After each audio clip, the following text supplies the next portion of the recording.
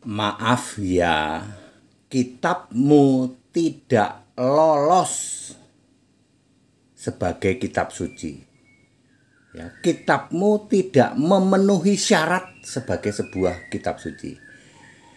Saya Pendeta Tan Hoi Nai dari Gereja Alkitab Allah Esa Firman Utama Gaifu. Nggak usah berkoar-koar, ya kan? Alkitab itu bukan kitab suci. Kalau kitab suci itu kitab punya kami, Belgedes itu. Kitabmu tidak lolos, tidak memenuhi syarat sebagai sebuah kitab suci. Dalam Bingkai Indonesia Pancasila, saling toleransi, saya mengedukasi. Ya, jangan kayak mukalap itu, mukalap pemburu apem, ya. Sok hebat ya. Sok hebat biar dapat apem lagi. Jadi mukarab itu otaknya memang apem doang. Wah iya baru tahu ya. Sebutkan mukalab yang apemnya cuma satu. Sebutkan. Semua mukalab apemnya 2, 3, 4. Itu apa sih Pak? Ngomongin apa ini Pak? Ya itu ngomongin mukalab pemburu apem, berkoar-koar. Alkitab bukan kitab suci. Oh ini bukan ngomongin Adam yang punya sepeda ya Pak. Syarat sebuah kitab suci. 1. Harus diturunkan oleh Allah, segala Allah. Rab, segala Rab. Allah yang punya nama. Kalau Allahmu nggak punya nama, mustahil bisa menurunkan kitab suci. Alkitab Perjanjian Lama diturunkan oleh Yesus, Yahweh. Perjanjian Baru diturunkan oleh Yesus Kristus. Itu syarat pertama. Terpenuhi nggak kitabmu? Memenuhi syarat itu nggak? Enggak Pak, wes gugur.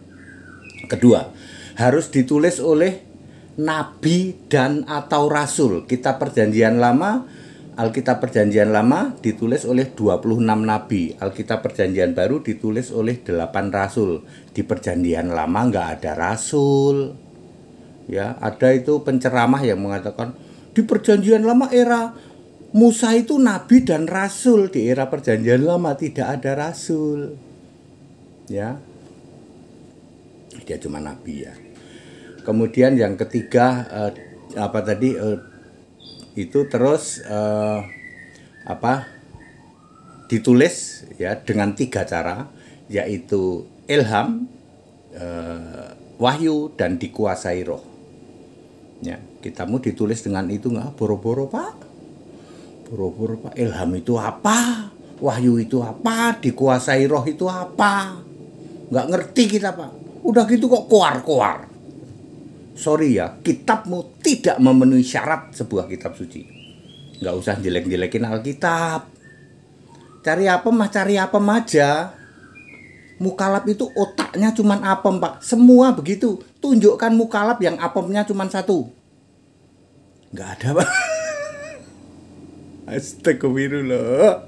Jadi mukalab itu otaknya memang otak apem. Mukalab itu kan teman-temanku ketawa ngakak ini, teman-temanku itu ketawa ngakak nanti WA ke saya, wah ATD itu buka rahasia. Ya, sampai mana tadi ya? Ya sudah itu aja lah ya, harus dari Allah ya, Alkitab itu harus dari Allah, ditulis dengan 3 cara dan ditulis oleh nabi atau rasul. Apakah kitabmu bisa memenuhi syarat itu? Sampai jungkir balik bakar menyan sampai jungkir balik doa, mulut berbusa, tidak pernah bisa kitabmu memenuhi syarat sebagai kitab suci. Perhatikan ini.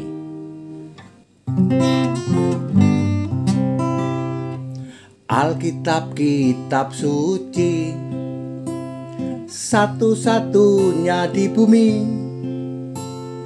diilhamkan dari Yesus, dilihat dikuasai roh. Kejadian sampai wahyu, ayat menguatkan ayat, menyatakan kesalahan, menunjukkan kebenaran. Suci, tidak ada yang tandingi, hikmatnya tak terselami, karena Yesus Allah abadi, tidak akan berlalu, meski langit takkan lenyap, firman-Mu tinggal tetap abadi selamanya. Di dalam Wahyu 20 ayat 12 ya, kelak semua agama dunia 4.300 akan dihakimi, disuruh membawa kitab masing-masing. Tidak satu pun disebut kitab suci. Wahyu 20 ayat 12. Maka dibuka semua kitab, bahasa Inggrisnya books.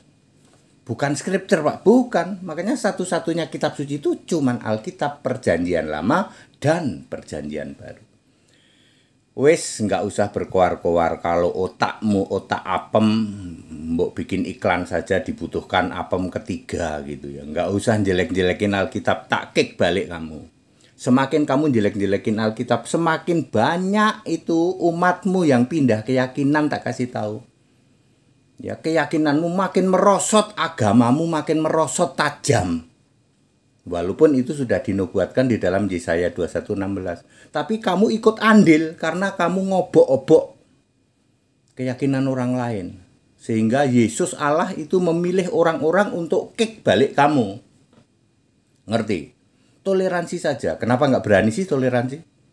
Sorry ya, kitabmu tidak memenuhi syarat sebagai sebuah kitab suci. Kita Indonesia, kita Pancasila, toleransi harus. Segala hormat kemuliaan untuk Yesus Kristus, satu-satunya Allah yang benar. Haleluya, amin.